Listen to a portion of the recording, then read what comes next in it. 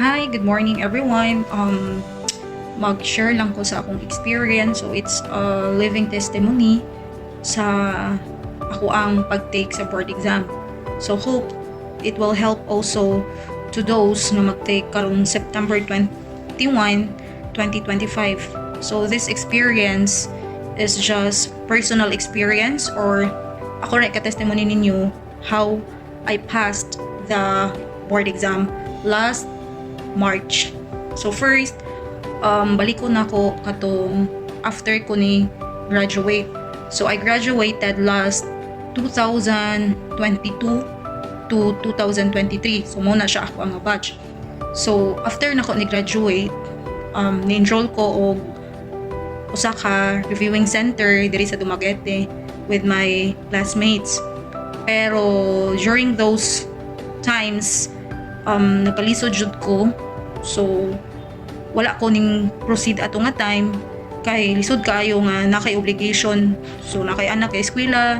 So that time naapod ko gi kaipon before, but sadly wala pa siya work that time.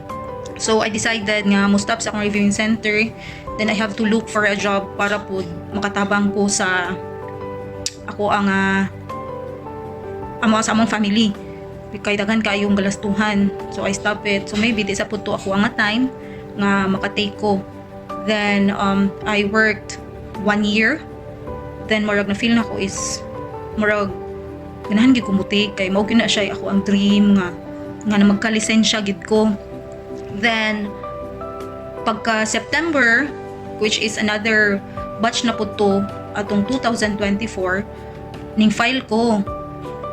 Wa ko ni file but wala ito na dayon akong file but ni-review ko sa usa ka online ning Sir Melvin. So nibayad na ko kay ang ako lagi is muteko. Then ako to gas trabaho, so trabaho na ko ato. So anang gabi magtuon gyud ko. But kapoy man dai pud no sabayon ang trabaho ug ang pagtuon. So matud pa you cannot serve two masters at a time. So dapat you should choose your priority. Either mo trabaho ka or mag-review ka. Pero nang payuban kung kaya lang yun nilang sabayon, but in my side dili na ako siya kayong sabayon kay which is that time nagtrabaho ko, ako'y anak ultimanon. So dili gyud ko katuon kaayo, then sa trabaho pod is busy kay ko, so dili gyud ko katuon kaayo, di ko ka-focus kanay mga gipang-apas in ana. So that time naay mga problema, so wala na ko na proceed to nga mo file nga mo take ko, but naka-enrolled ako sa online